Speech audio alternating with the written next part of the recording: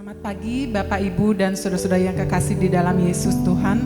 Apa kabar saudara? Luar biasa. Sungguh ya, kita boleh merasakan pemeliharaan Tuhan yang ajaib di dalam kehidupan kita. Tuhan kita Allah yang sangat baik. Oleh sebab itu, saudara-saudara, mari kita mau satukan hati kita mau masuk gerbangnya dengan hati yang bersyukur karena kita memiliki Allah yang baik. Sebab Tuhan baik.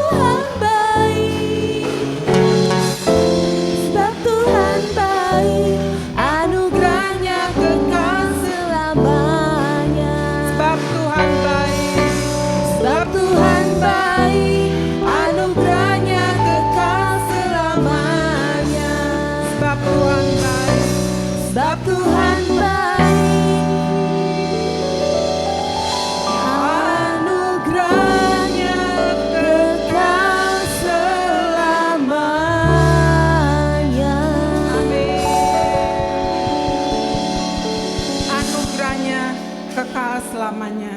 Allah kita Allah yang ajaib. Mari saudara kita terus tinggikan Dia. Ajaib, sungguh ajaib.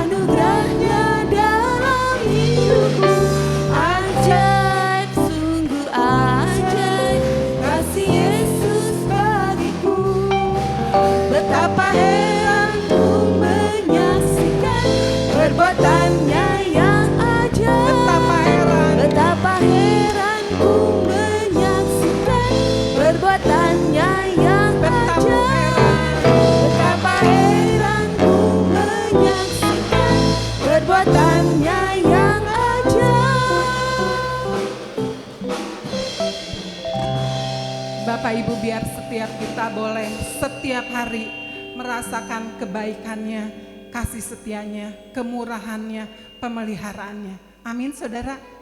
Amin. Oleh sebab itu mari saudara, semakin hari mari kita semakin melekat dekat dengan Dia. Karena tanpa Tuhan, tanpa kekuatan dari Tuhan, kita tidak akan mampu untuk menjalani hidup kita. Bersama dengan Tuhan, apapun bisa kita hadapi. Bapak Ibu, mari saya undang untuk bangkit berdiri. Kita mau datang ke hadirat-Nya. Kita mau katakan, Tuhan, seperti rusa yang haus, aku mau datang kepadamu. Engkau Allah yang aku butuhkan, yang aku perlukan setiap hari, seperti rusa.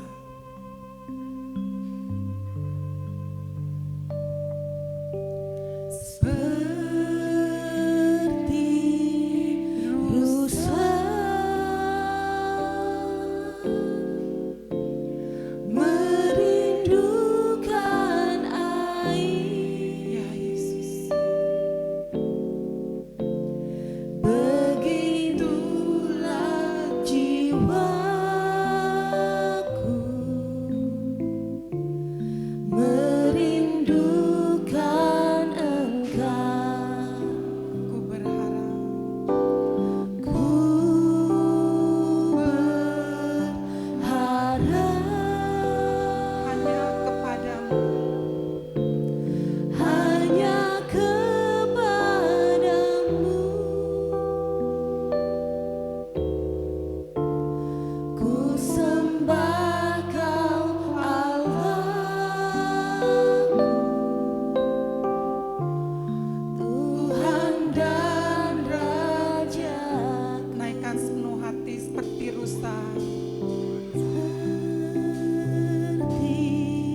rusa.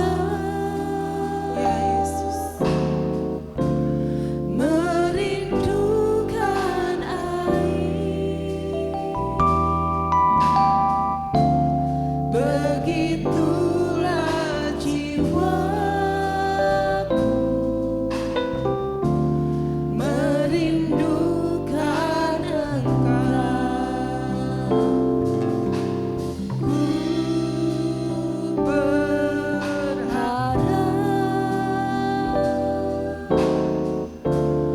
hanya kepadamu.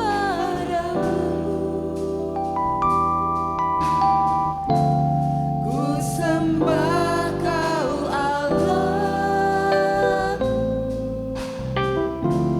Tuhan dan Raja. Kaulah sungai kehidupanku yang mengalir segarkan jiwaku. Kaulah Yesus pengharapanku, ku sembah Kau dengan segenap hatiku. Kaulah sungai kehidupanku yang mengalir segarkan jiwaku. Engkau Yesus pengharapanku,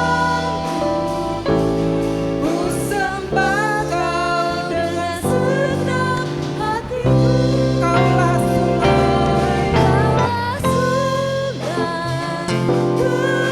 kehidupanku yang mengalir segarkan jiwaku. Engkau Yesus, Pengharapan kami Tuhan. pengharapanku, ku sembah Kau dengan segenap hatiku.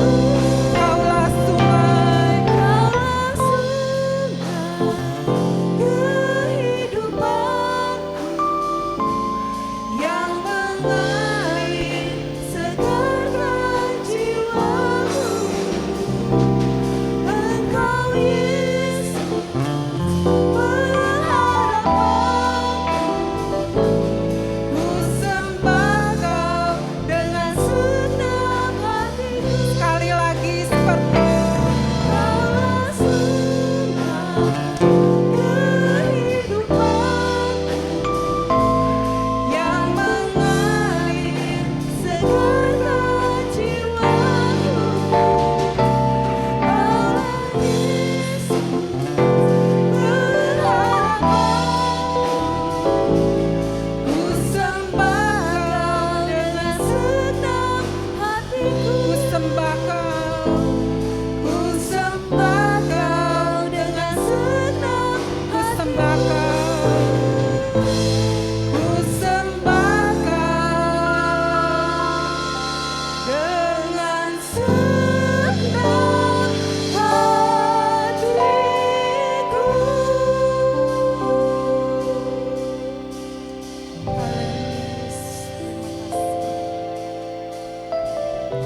Haleluya Yesus, terima kasih.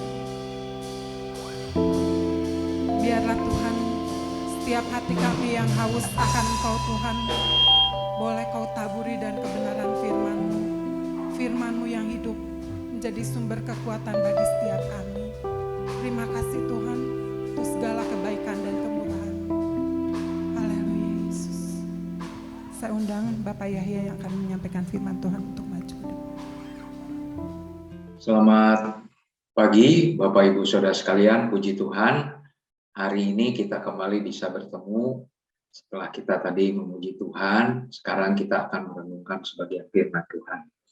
Sebelum saya menyampaikan firman Tuhan, saya ingin mengingatkan beberapa hal supaya iman kita tetap kuat, kita terpelihara dalam iman yang teguh. Yang pertama, saudara-saudara, saya ingin mengingatkan kita semua tetap membaca Alkitab secara teratur setiap hari. Saudara jangan cukup puas dengan baca Alkitab bolong-bolong, 2 hari baca, 1 hari enggak, 3 hari enggak baca, 1 hari baca. Saudara jangan merasa cukup puas seperti itu, karena hari-hari di mana saudara tidak membaca Alkitab, saudara kehilangan berkat yang disediakan Tuhan untuk hidup saudara.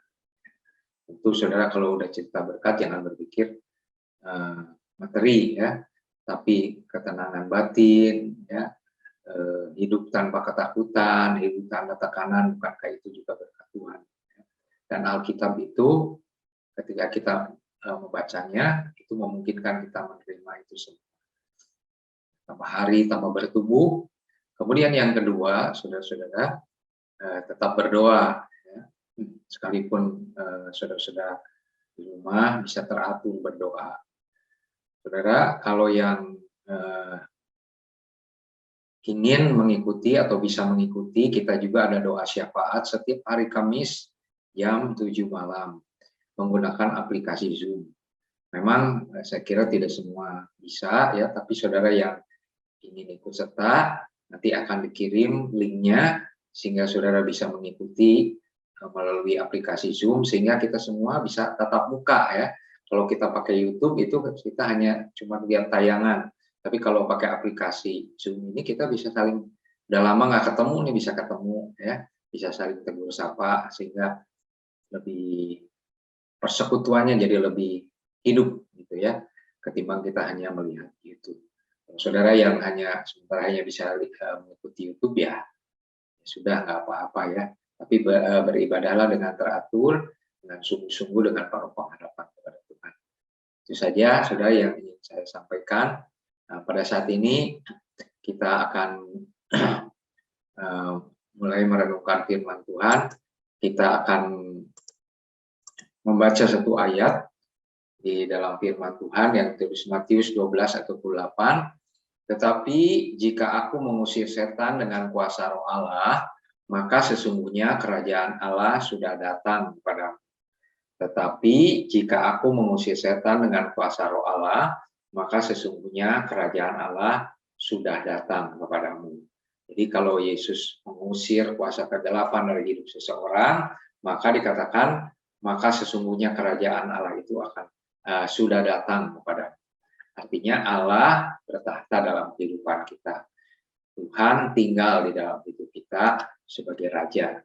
Firman Tuhan kali ini kita akan sama-sama renungkan dengan satu tema, yaitu Yesus dapat menolong ketika tak seorang pun mampu. Mari kita akan berdoa. Bapa, dalam nama Tuhan Yesus, terima kasih. Kami bersyukur dimanapun kami berada, kami bisa mengikuti tayangan ini, ibadah melalui media ini. Kiranya Tuhan akan menolong sehingga semuanya bisa berjalan lancar, kami bisa mengikuti dengan tenang dan menerima berkat Tuhan melalui pembacaan atau perenungan firman Tuhan itu. Terlebih-lebih kami boleh dikuatkan, diteguhkan, sehingga kami siap untuk menjalani hidup kami di hari-hari yang akan mendatang. Tanpa Tuhan kami tidak bisa apa-apa, tapi dengan kekuatan Tuhan kami akan sampai kepadamu kelak jika Engkau panggil kami. Terima kasih Tuhan, biarlah Roh Kudus yang akan memberikan kepada kami pemahaman melampaui apa yang bisa kami pahami secara logika. Dan kami menerima firman ini dan berkuasa mengubahkan hidup kami. Kasih Tuhan, dalam nama Yesus kami berdoa. Amin. Nah, saudara-saudara, kita akan merenungkan firman Tuhan. Sekali lagi temanya adalah Yesus dapat menolong ketika tak seorang pun mampu. Ya. Nah, apakah saudara sedang dalam keadaan membutuhkan pertolongan? Menurut saya, kita secara umum akan menjawab, ya, saya butuh pertolongan. Kita butuh pertolongan bukan kalau kita udah sakit, bukan kalau kita usahanya udah habis, atau karena kita udah dikeluarkan pekerjaan. Kita tuh sesungguhnya setiap hari perlu pertolongan. Ya. Kita tidak bisa hidup sendiri, terlebih-lebih pertolongan kita adalah pertolongan daripada Tuhan. Karena kita tahu ada satu saat di mana orang itu tidak ada yang bisa menolong. Bahkan bukan hanya tidak bisa menolong, barangkali ada yang tidak mau menolong. Ya. Apakah saudara putus asa dan hilang harapan? Ya, kalau kita mengalami persoalan panjang, rentang waktunya nggak selesai-selesai, bisa timbul putus asa, bisa timbul hilang harapannya. Sepertinya Tuhan itu sudah tidak peduli, Tuhan tidak lagi mengasihi, ya. Tetapi percayalah, sesungguhnya Tuhan itu dimanapun, bagaimanapun keadaan kita, Dia adalah Allah yang mengasihi kita. Taruhkanlah harapan kita hanya kepada Tuhan. Serahkan kekhawatiran kita hanya kepada Tuhan. Apakah saudara melihat tak seorang pun dapat menolong saudara? Misalkan keluarga, anggota keluarga, sesungguhnya secara umum anggota keluarga itu tentu pengen menolong ya, kalau kita ada menjadi mama, menjadi papa, atau kakek, atau nenek dalam satu keluarga atau anak ya. Tentu keluarga itu secara umum akan mengasihi kita dan berjuang untuk menolong. Tapi kadang kemampuan mereka juga terbatas. Ya. Seandainya kata ada orang butuh soal keuangan, minta pertolongan soal keuangan, keluarga mungkin pengen menolong, tapi mereka juga nggak ada uang untuk menolongnya. Ya. Atau kadang-kadang mungkin kerabat juga ya pengen menolong, tapi kemampuan mereka tidak mencukupi. Sebagian lagi yang memang bukan hanya tidak mau menolong, tidak mampu menolong, tapi memang tidak ada niat menolong. Ya. Tapi biarkanlah itu yang terjadi memang. Ya. Kita nggak usah mengutuki keadaan-keadaan itu faktanya. Ya. Bahkan teman kita sendiri, saudara-saudara, waktu kita kata firman Tuhan, waktu kita itu senang itu lebih banyak teman. Ya. Jadi kalau kita kaya banyak teman, tapi waktu kita mungkin jatuh bangkrut, ya, atau kemudian kita jadi orang yang tidak mampu atau miskin, wah, teman-teman kita juga meninggalkan. Ya. Seolah-olah kita itu seperti ya mengganggu lah gitu ya. Kalau dulu sebelumnya kan nggak seperti itu. Tapi saudara, dalam keadaan itu mungkin saudara juga berkata, saya juga tidak bisa menolong diri saya sendiri. Nah, saat seperti itulah saya ingin mengatakan pada hari ini kepada saudara, pandanglah Yesus. Pandanglah Yesus. Pandanglah Yesus. Yesus dapat menolong ketika yang lain tidak mampu. Yesus dapat menolong ketika yang lain tidak mampu. Allah bukan hanya akan menolong, tetapi menjadikan saudara saksi Kristus. Nah, kita akan lihat di akhir khotbah ini ya. Jadi kita itu jangan hanya puas ditolong udah selesai. Saudara, ada bagian kita yang kemudian harus kita sampaikan, yaitu bersaksi bagaimana Tuhan itu mengasihani kita, bagaimana Tuhan itu berkarya dalam hidup kita. Di mana tempatnya? Di rumah, ya, di rumah atau suami istri, ya, antara adik kakak, orang tua ke anak ke orang tua. Itu apalagi sekarang di zaman sekarang sulit ngumpul-ngumpul ya, keluarga itu kan menjadi sesuatu sarana yang saya lihat banyak orang malah mensyukuri karena bisa lebih banyak waktu bisa berkumpul dengan keluarga. Walaupun sebagian malah sering ngumpul jadi banyak keributan ya. Ya harus diperbaiki ya kalau memang seperti itu. Kemudian kita bisa menjadi saksi di daerah ya. Di daerah kita tinggal, tetangga kiri, tetangga kanan, atau langganan makanan yang biasa kita beli mungkin pagi waktu sarapan. Ya. Itu bisa menjadi tempat di mana kita bersaksi tentang karya Tuhan atas hidup kita. Ya. Saudara, kalau sebagian orang yang mempunyai media-media sosial seperti WA Group misalkan, kemudian Instagram ya atau IG ya, kemudian di Twitter atau di laman Facebook ya atau di media-media lainnya saudara bisa sampaikan. Dan di saat orang mungkin hanya menyampaikan perkembangan Omikron, ya, saudara sampaikan berita yang lain. Bagaimana Yesus dapat. Ketika orang lain menyebarkan berita-berita yang menakutkan, justru saudara memberitakan ada pengharapan di dalam Yesus. Kan jadi bermanfaat saudara. Ya. Jangan ikut-ikutan kepada hal-hal yang justru melemahkan iman orang lain. Ya. Jangan hanya memperlihatkan hebatnya kita, ya. Punya apa, makan apa, pergi kemana. Ya. Kita perlu sekarang menyampaikan di tengah-tengah dunia yang seperti ini, menyampaikan karya Yesus Kristus dalam hidup saudara. Jadi bukan hanya kita selesai setelah ditolong, tapi kita punya kewajiban, kita punya tanggung jawab untuk bersaksi. Saudara-saudara, kita akan teruskan. Nah, kisah berikut ini adalah kisah yang ditulis di Markus pasal 5 ayat 1 sampai dengan 20, ya, yaitu tentang kisah Yesus mengusir roh-roh jahat dari seorang yang dirasuk setan, dirasuk legion ini. Saudara, kita akan melihat Yesus dapat menolong ketika tak seorang pun mampu. Kita akan melihat tayangan berikut.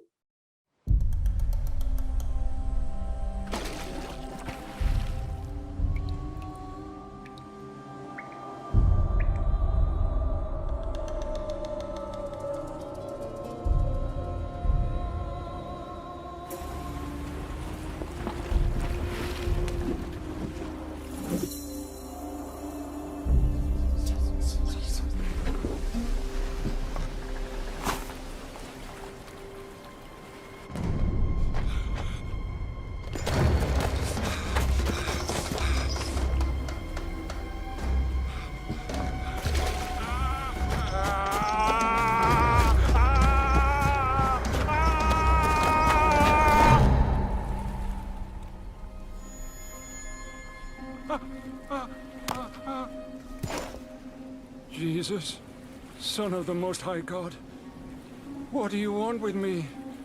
I beg you, don't punish me. What is your name? Legion.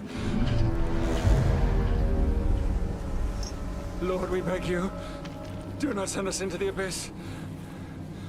Let us enter into the herd of swine.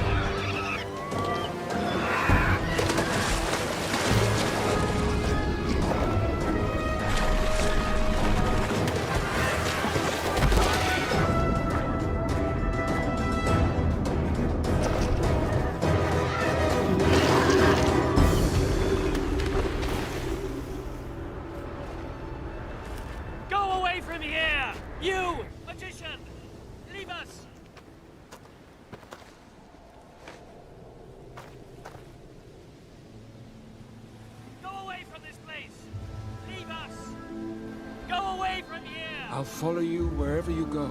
Let me come with you. Go back home and tell what God has done for you.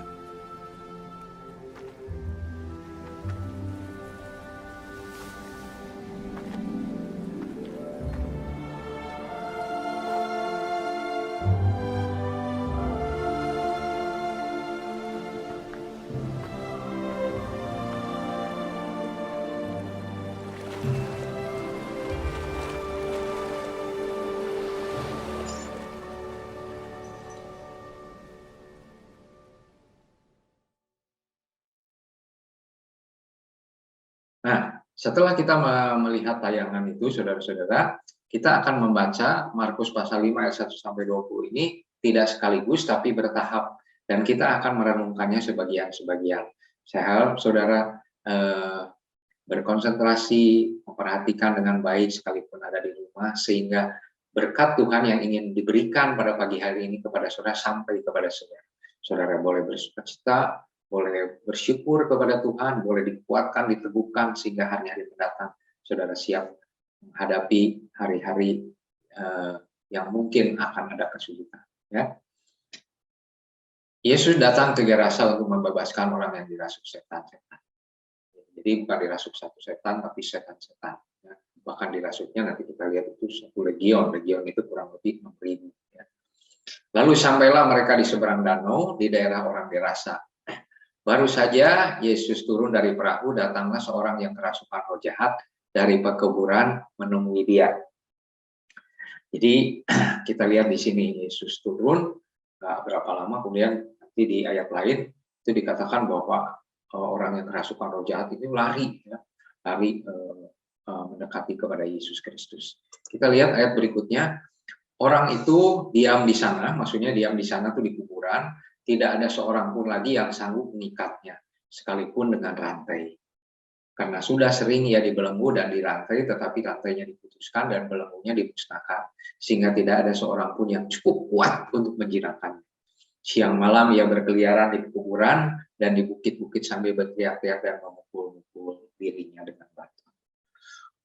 Saudara ya, berat banget ya, susah banget ini, menderita sekali orang ini, saudara, di dalam belenggu roh-roh jahat itu. Ya. Dikatakan di sini dia memukul-mukul dirinya dengan batu. Nah, karena itu saudara, ada orang di sini dikatakan tidak ada seorang pun lagi yang sanggup mengikatnya. Jadi rupanya orang ini diikat bukan karena orang itu benci sama orang gila ini, tetapi satu, kalau saudara lihat di sini memukul-mukul diri dengan batu kan itu mencelakakan.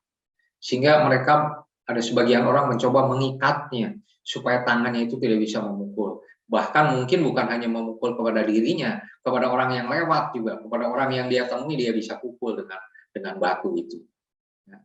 Saudara-saudara, karena itu diikat, bahkan dikatakan di sini sudah sering dibelenggu dan dirantai, tetapi rantainya diputuskan. Tidak ada seorang pun yang cukup kuat untuk menjinakkannya. Jadi saudara, kalau kita melihat di sini sesuai dengan judul renungan kita, saudara-saudara, orang ini tidak ada yang mampu dapat menolong. Bukan orang itu nggak sayang, tepat kemampuannya untuk menolong nggak ada. Ya, dikatakan di sini tidak seorang pun lagi yang sanggup mengikatnya. Tidak seorang pun sanggup lagi atau cukup kuat untuk menjinakkan orang itu. Waduh, saudara, persoalan-persoalan ini bukan hanya dihadapi seperti orang gila ini. Kadang-kadang saudara, ada orang tua yang sudah sulit mengendalikan anaknya, ya. Atau bahkan saya pernah mendengar juga ada anak-anak mengeluh soal kelakuan orang tuanya, ya, yang sudah tidak bisa dikendalikan lagi. Kepada siapa? Siapa yang bisa menolong orang ini? Siapa yang bisa menolong anak itu? Siapa yang bisa menolong orang gila ini? Orang yang kerasukan setan itu. Ketika orang lain tidak mampu, kita tahu ada satu orang. Ada satu pribadi, yaitu Yesus Kristus yang mampu menolong.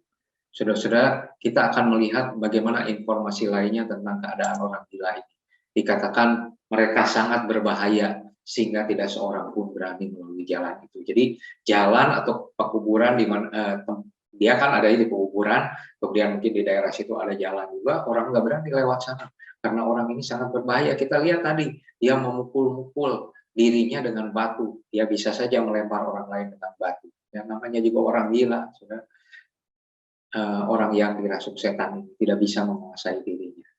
Dan kemudian saudara, ayat berikutnya memberikan penjelasan lagi. Yesus naik ke darat, datanglah seorang laki-laki di kota itu menemui dia. Orang itu dirasuk oleh setan-setan. Sudah lama ia tidak berpakaian,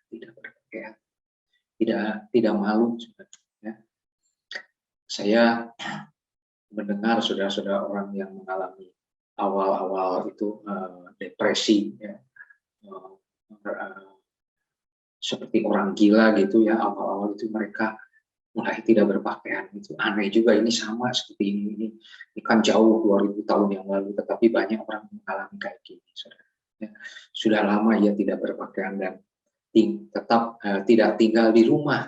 Ya bagaimana mungkin, saudara, kalau misalkan orang begitu sayang juga kepada anggota keluarga itu, kalau dia seringkali seperti itu, bagaimana ya di rumah seperti itu, ya. Dan orang ini juga memang tidak niat tinggal, orang yang kerasukan ini tidak tinggal, dia tidak niat tinggal di rumah juga, sudah, tetapi dia tinggalnya di kuburan. Orang lain takut sudah pergi kuburan, ini justru tinggalnya di kuburan. Ya.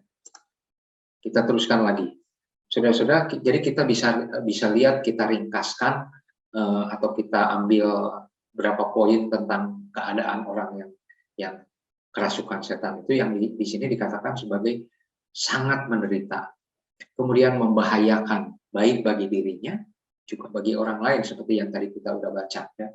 Ayat 3-5, Matius 8, 28, 29, Lukas 8 ayat 27.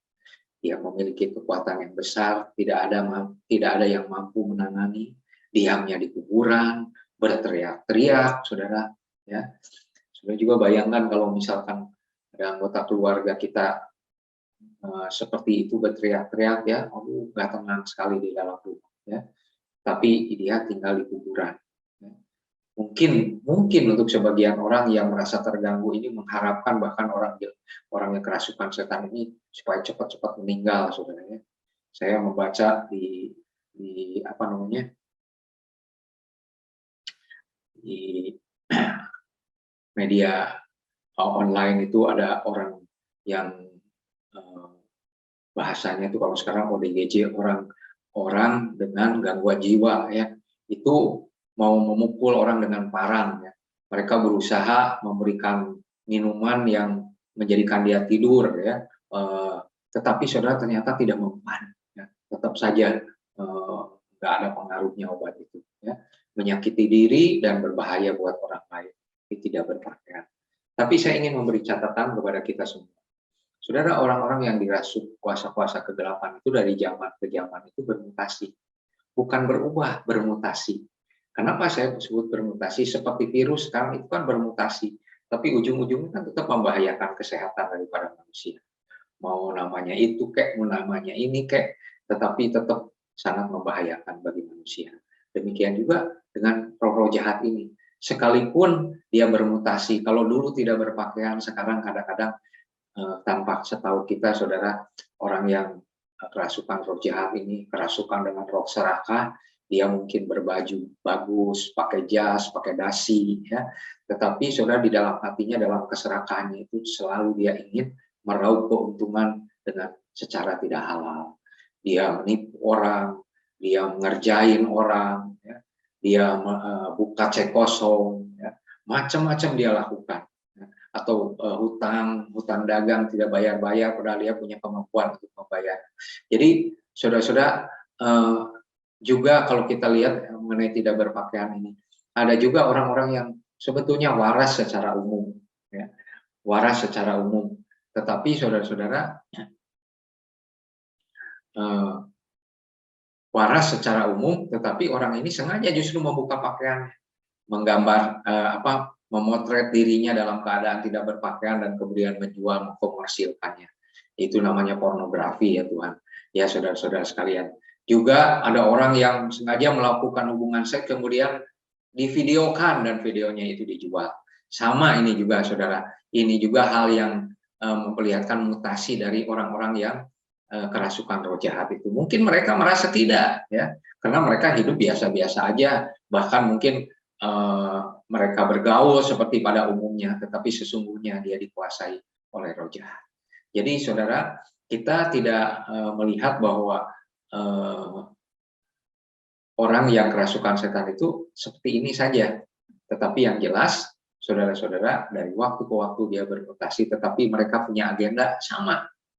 Agenda orang yang kerasukan setan itu, karena isinya kan roh jahat itu yang agendanya itu sama. Satu, membunuh, kedua membinasakan, dan ketiga mencuri. Itu saja.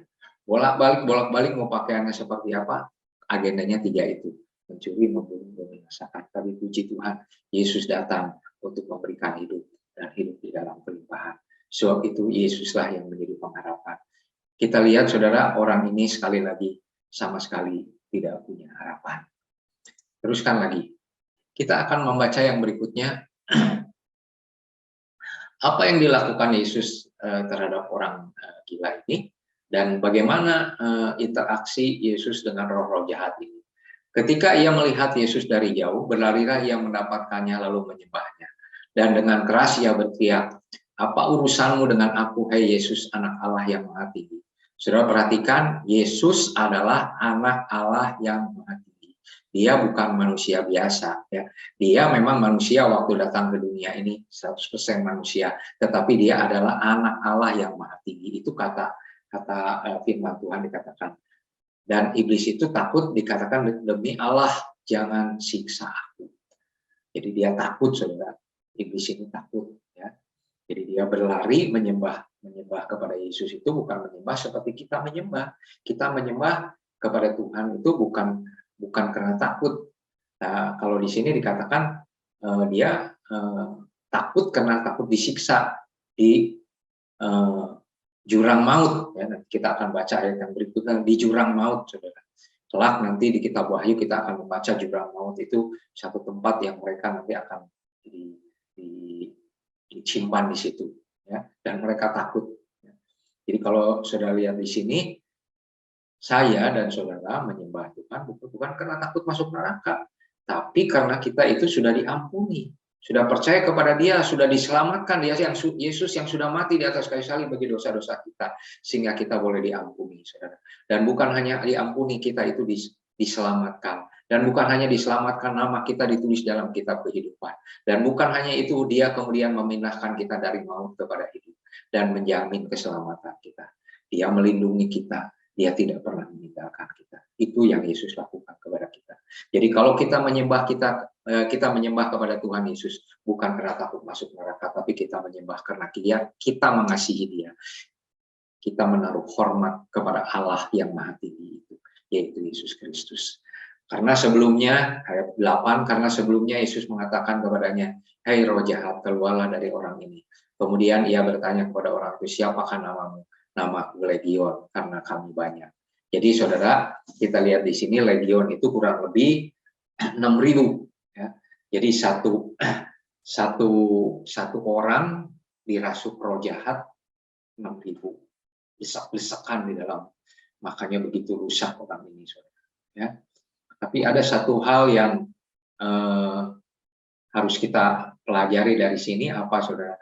Mereka 6.000 tapi agendanya satu, yaitu merusak orang yang dirasuk setan. Kadang-kadang kita di keluarga, saudara, 2-3 orang, 4 orang atau 5 orang, sulit sekali bersatu. Ya.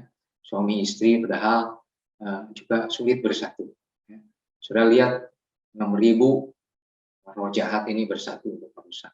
Tentu kalau suami istri atau keluarga bersatu tidak ada tujuan untuk merusak, apalagi sebagai anak-anak Tuhan, tujuan untuk membangun,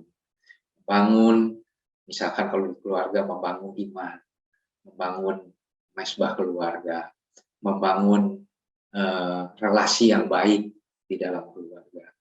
4 orang, 3 orang, 5 orang, saudara-saudara bisa menjadi saksi yang memuliakan. Kita teruskan lagi. Di dalam Markus pasal 5 ayat 10 ini dia katakan, ia memohon, iblis memohon dengan sangat supaya Yesus jangan mengusir roh-roh itu keluar dari daerah itu. Jadi kita lihat di sini bahwa roh itu senang ada di satu daerah tertentu, ya. Sama dengan seperti manusia juga kalau udah tinggal betah di satu tempat ya nggak mau pindah dari sana, ya.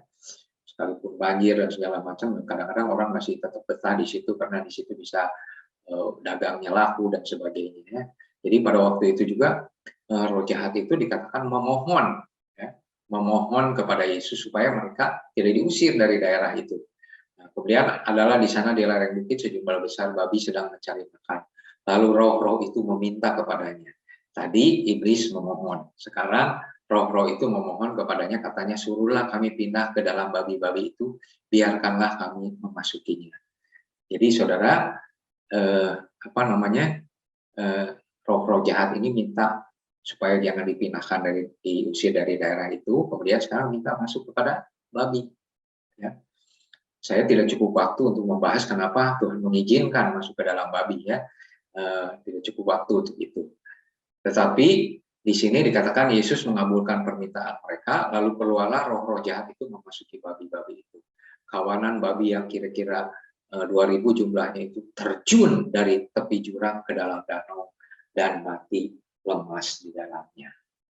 Jadi sudah lihat di sini kalau roh-roh jahat itu masuk ke dalam orangnya jadi nggak berpakaian, berteriak-teriak, nggak bisa tenang, ya, memukul-mukul dirinya, membahayakan orang lain, kekuatannya besar sekali ya, di luar kemampuan seperti orang biasa ya saudara-saudara. Tetapi ketika roh-roh jahat ini pindah ke babi, babi juga mempunyai reaksi yang sama, saudara. Babi ini menjadi tidak tenang.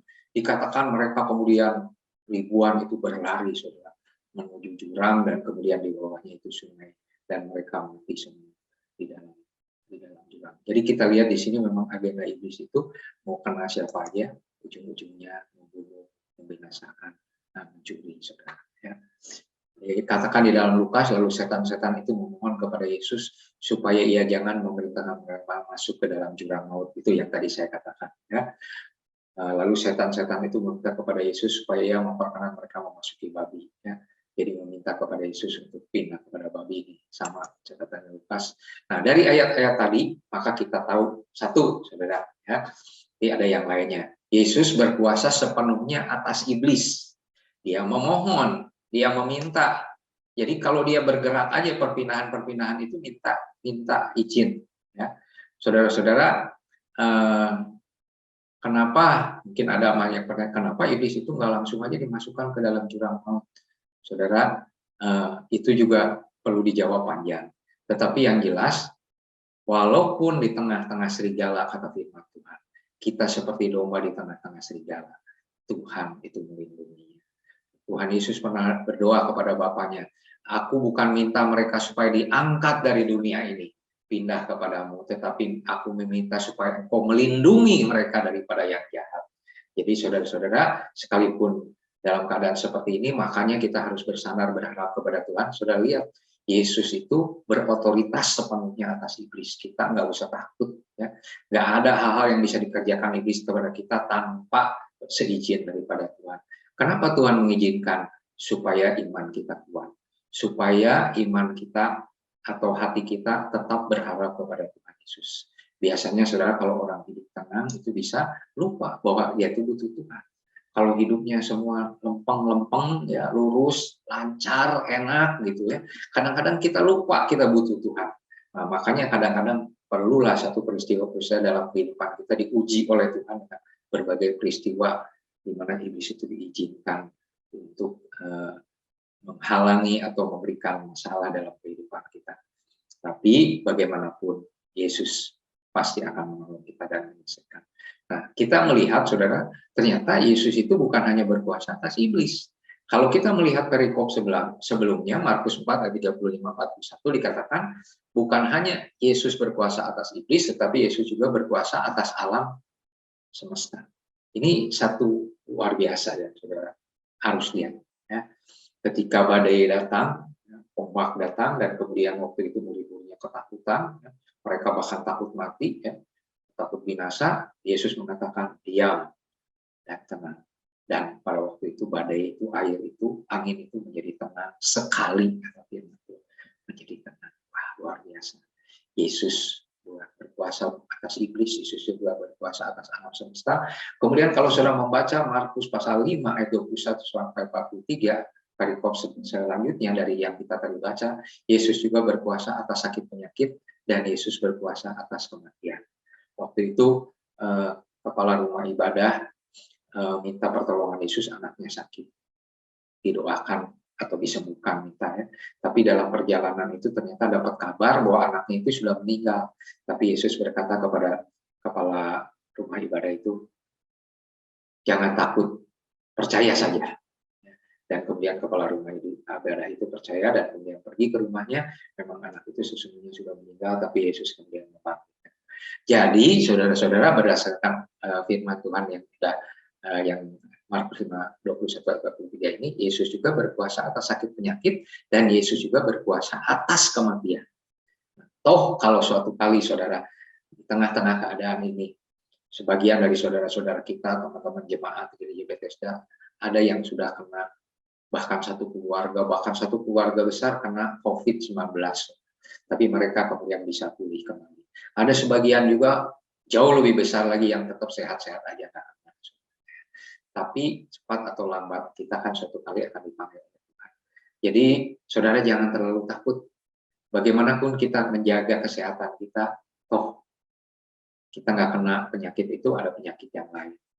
Tetapi yang paling penting, saudara, bahwa Yesus berkuasa atas penyakit, Yesus berkuasa atas kematian. Karena itu maut sudah Dia kalahkan. Dan kelak kalau kita dipanggil oleh Tuhan, kita masuk ke dalam kekekalan tanpa ketakutan, hidup damai sejahtera. Nah, saudara, dan kita tahu dengan jelas dari bagian tadi bahwa iblis tidak bisa seenaknya atau semaunya melakukan sesuatu kepada manusia.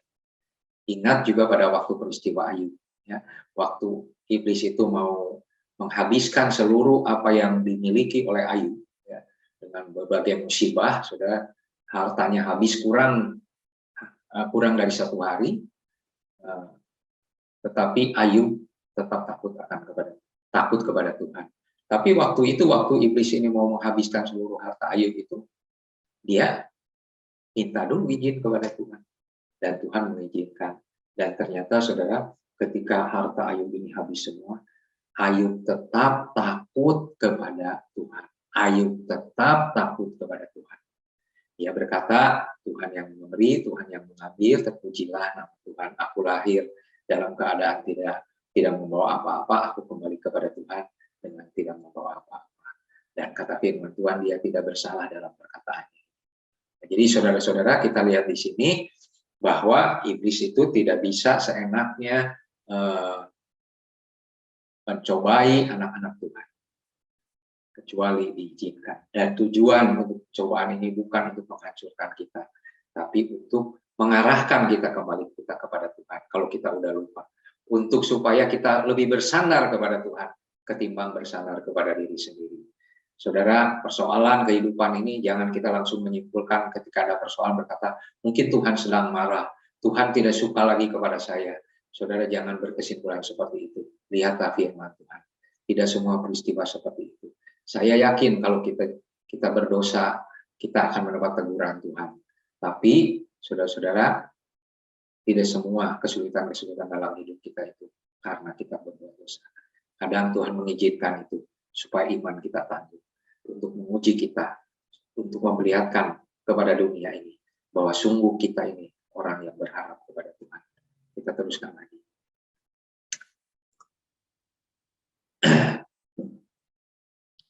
Tahukah saudara bahwa kuasa atas roh-roh jahat diberikan Yesus kepada murid-muridnya pada masa lalu, dan juga diberikan pada masa kini kepada kita sebagai murid-muridnya. Nah, ini ayatnya, saudara. Ia memanggil ke-12 murid itu dan mengutus mereka berdua-dua. Iya, Yesus memberi mereka kuasa atas roh jahat, atas roh-roh jahat. Jadi memberi kuasa, memberi otoritas atas roh-roh jahat. Jadi kalau roh jahat ini diusir, maka roh itu akan keluar daripada orang. Lukas 10 ayat 19, sesungguhnya aku, Yesus, telah memberikan kuasa kepadamu untuk menginjak ular dan kalajengking, dan kuasa untuk menahan kekuatan musuh, sehingga tidak ada yang membahayakan. Sekali lagi, bagi kita yang percaya dan sudah menjadi murid Kristus, dia bukan hanya memberi kuasa ini kepada murid-murid di 2000 tahun lalu, tetapi setiap masa dia selalu memberikan ini kepada murid-muridnya sampai pada hari ini. Kuasa daripada Tuhan Yesus untuk mengalahkan roh-roh jahat, atas roh-roh jahat, sehingga tidak ada yang membahayakan kamu. Itu kata firman Tuhan. Teruskan lagi, saudara. Sekarang ada pertanyaan, apa yang terjadi setelah roh-roh jahat itu diusir dari orang yang gila ini? Maka larilah penjaga-penjaga babi itu dan menceritakan hal itu di kota, di kampung-kampung sekitarnya. Lalu keluarlah orang-orang itu untuk melihat apa yang terjadi. Ini berita heboh sekali ya, karena nggak tahu mereka lebih tertarik kepada berita 2000 babi masuk ke sungai, atau lebih tertarik kepada orang gila ini yang jadi waras. Ya. Saya nggak tahu mereka, atau tertarik kedua-duanya, tapi mereka keluar semua, ya, keluar. Ya. Mereka datang kepada Yesus dan melihat orang yang kerasukan itu duduk, sudah berpakaian dan sudah waras. Orang yang tadinya kerasukan legion itu, mereka takutlah, maka takutlah mereka. Jadi orang yang tadi sudah dilepaskan dari kerasukan roh jahat ini, dikatakan di sana orang itu duduk sekarang, ya. Kemudian sudah berpakaian dan sudah waras. Kita teruskan lagi yang berikutnya. Dikatakan di sini, di mana duduknya, Lukas 8 ayat 35 itu duduk di kaki Yesus.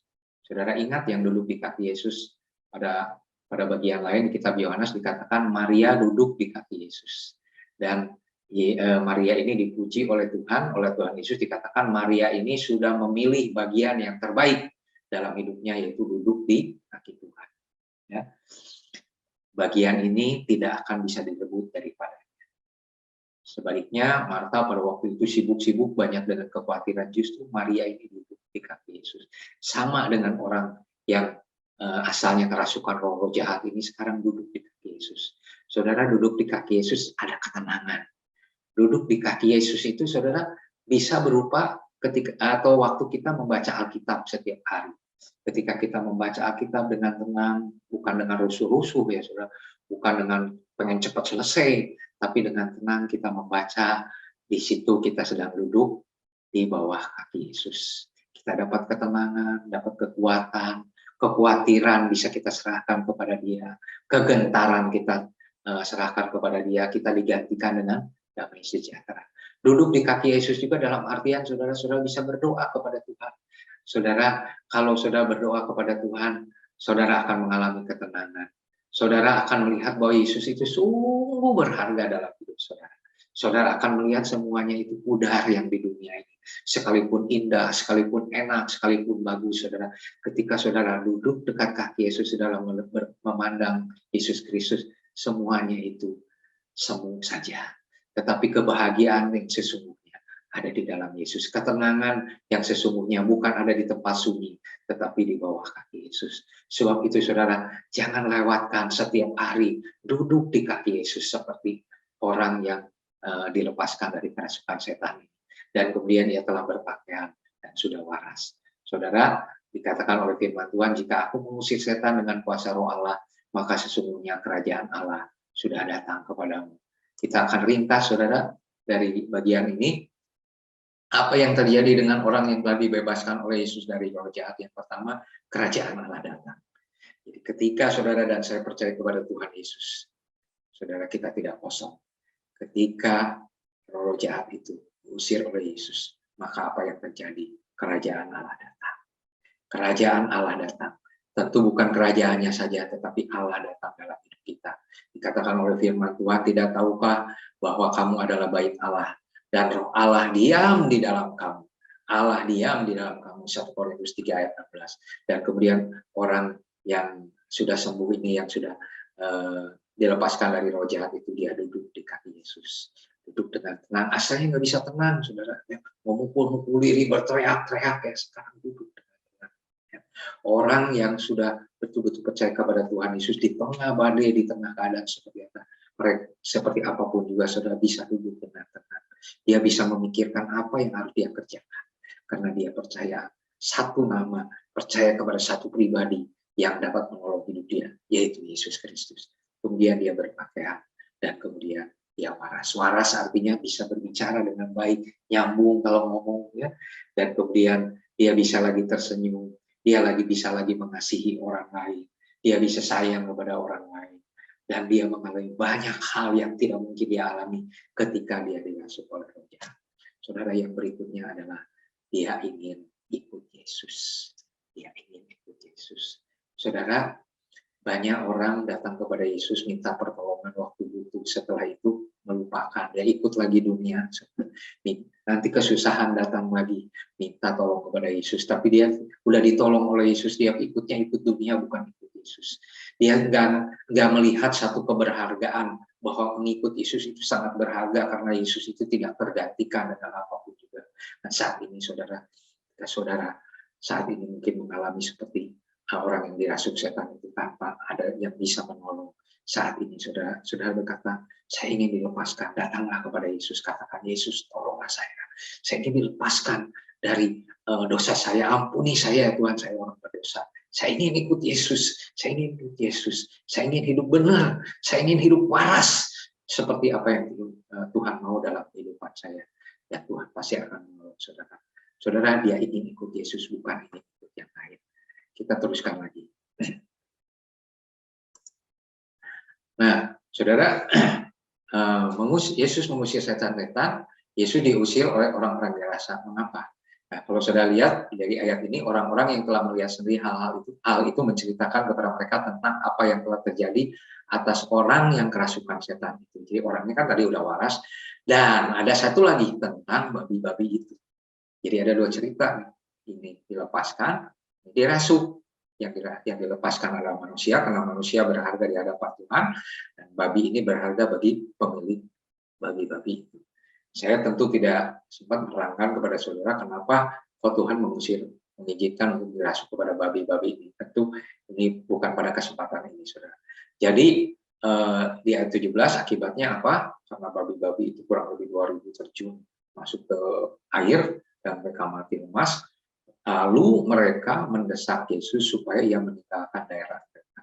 Sebetulnya ada beberapa tindakan yang membuat daerah Gerasa ini penuh pengharapan, yaitu ketika melihat ada satu orang gila ini sembuh, saudara, mestinya mereka bawa orang gila yang lainnya supaya makin banyak orang gila disembuhkan, sehingga daerah itu menjadi aman, tidak penuh ketakutan karena ada banyak orang gila. Atau saudara-saudara, mereka juga justru berterima kasih kepada Tuhan Yesus bahwa sekarang mereka sudah membebaskan daerah yang asalnya ditakuti itu, sekarang mereka bisa lalu lalang di sana. Tetapi justru dikatakan mereka mendesak Yesus supaya ia meninggalkan mereka. Kalau bahasa ini, pergi sana, pergi, udah bahaya ini. Ya. Di dunia ini, saudara-saudara, memang manusia itu lebih menghargai siapa? Menghargai harta benda atau sesuatu kekayaan ketimbang manusia. Kadang manusia, saudara, antar manusia aja, gara-gara uang parkir 2000, orang bisa bunuh-bunuhan. Sangat tidak berharganya manusia di hadapan manusia yang lain. Tetapi saya ingin katakan, di tengah-tengah dunia ini, saudara bisa dihargai karena saudara pakaian bagus, saudara punya daya bayar kuat. Misalkan kalau saudara naik kereta api, ada kelas ekonomi, ada kelas bisnis, ada kelas VVIP, ada kelas eksekutif. Saudara pelayanannya lain, keramahannya lain. Tetapi kenapa? Karena daya bayar saudara lain. Saudara, kalau kita ada di satu bank, mungkin saudara termasuk nasabah yang sangat besar, maka saudara akan dikelompokkan sebagai orang VVIP, orang yang sangat penting. Tapi kalau orang yang punya duit, saudara, mungkin satpam juga nggak akan menegur saudara. Ya. Malah dia melotot kepada saudara, ini orang mau apa. Ya. Beda sekali perlakuan. Dunia ini seperti itu, saudara. Tetapi Yesus, sekalipun orang yang kerasukan setan itu sudah tidak ada harganya di depan manusia. Tetapi Yesus datang untuk menolong orang itu. Sebab itu kalau saat ini ada di antara saudara-saudara yang merasa bahwa saudara itu seperti ya, bukan sama, seperti orang yang kerasukan setan ini, tidak ada yang bisa menolong. Saudara merasa saya itu sangat kotor sekali. Saya sangat banyak dosanya. Sekarang ini saudara, saya ingin mengatakan kepada saudara-saudara, bahkan mungkin saudara sangat miskin sekali. Saya ingin mengatakan, Yesus datang kepada saudara pada saat ini. Dan datanglah kepada dia, sambutlah dia, dan katakan, lepaskan Tuhan aku dari dosa-dosa. Ampuni aku ya Tuhan, berikan kekuatan kepadaku. Aku ingin hidup benar di hadapan Tuhan. Tolonglah aku Tuhan, pimpin aku. Dan saudara akan mengalami damai sejahtera sejak hari ini. Teruskan lagi saudara. Apa yang terjadi dengan orang gila tadi, atau orang yang kerasukan tadi kan, ya setelah sembuh ini saudara, pada waktu Yesus naik lagi dalam perahu, orang yang tadinya kerasukan setan itu meminta dia supaya ya diperkenan menyertai dia, diperkenankan menyertai dia. Yesus tidak memperkenannya, tetapi ia berkata kepada orang itu, pulanglah ke rumahmu. Jadi orang ini kan tadi pengen ikut Yesus ya, saudara bayangkan ya. Kalau saudara dan saya nggak ada satu orang pun bisa menolong, tiba-tiba ada satu orang yang bisa menolong kita. Menjadikan kita betul-betul menikmati hidup ini, ada damai sejahtera, ada sukacita, lepas dari dosa kita. Kita mengalami sukacita di dalam Tuhan. Bagaimana mungkin saudara kita tidak mau ikut orang itu? Saudara lihat di sini, Yesus tidak kasih uang, Yesus tidak kasih kekayaan, dia kasih kemerdekaan di dalam kasih karunia-Nya. Dan orang itu banyak ikut. Tapi Yesus kemudian pulanglah ke rumah, saudara.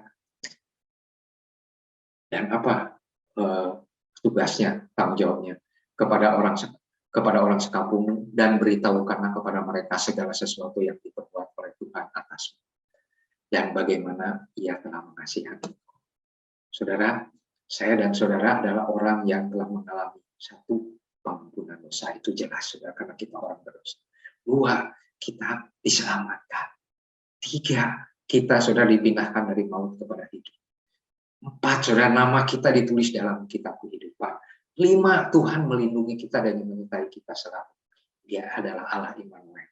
Saudara, banyak hal lagi yang dilakukan Yesus dalam hidup kita, yang tidak tergantikan oleh siapapun juga di dunia ini. Yang baiknya begitu rupa, nggak ada yang bisa menggantikan itu. Di dunia ini ada yang bisa kasih tolong kita pinjam uang. Di dunia ini ada yang bisa kasih tolong tempat kita pemondokan. Di dunia ini ada yang bisa kasih tolong sama kita, kasih ongkos untuk pulang dan seterusnya ke tempat tinggal. Dan apapun yang mungkin dilakukan secara jasmani.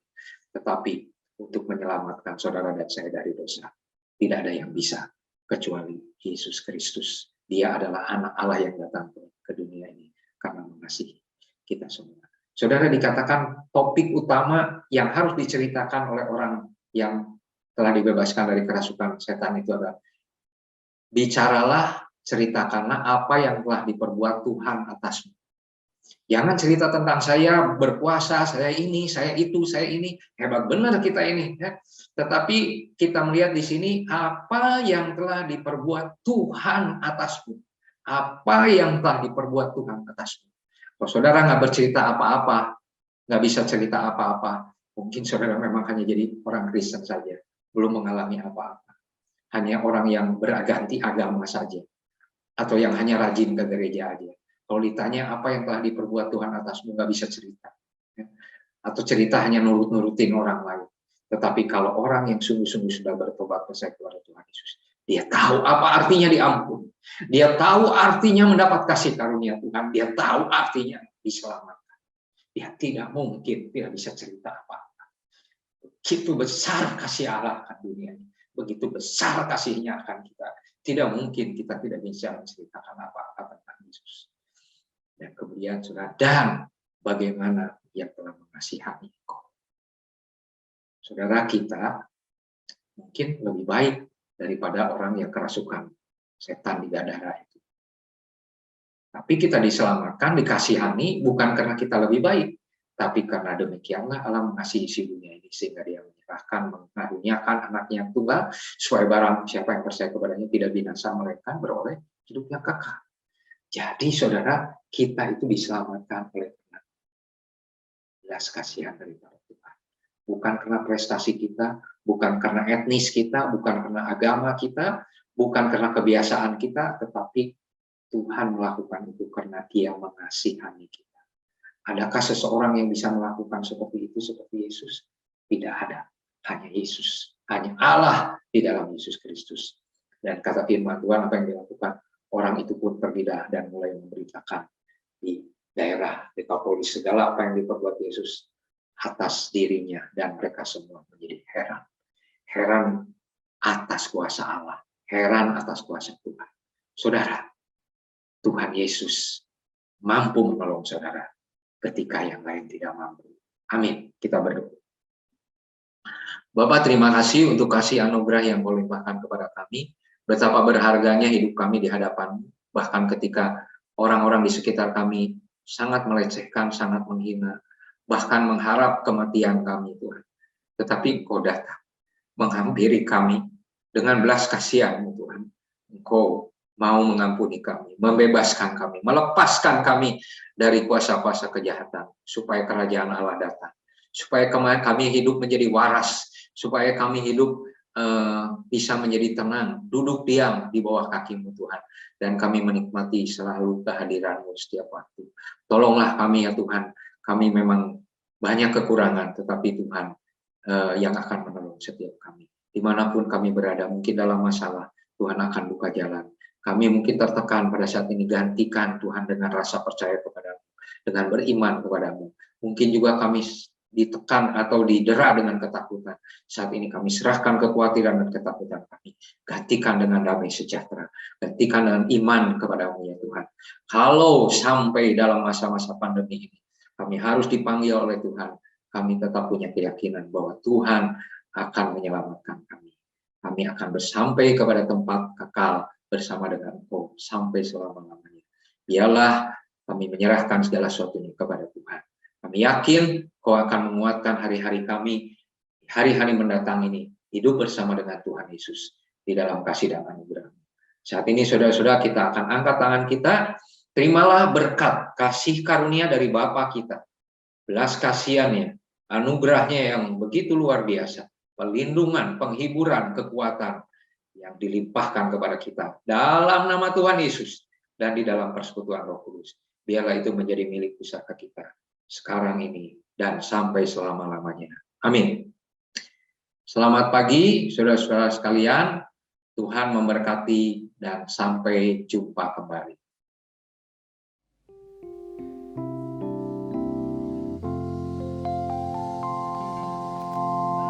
Bapa, terima kasih. Bapa,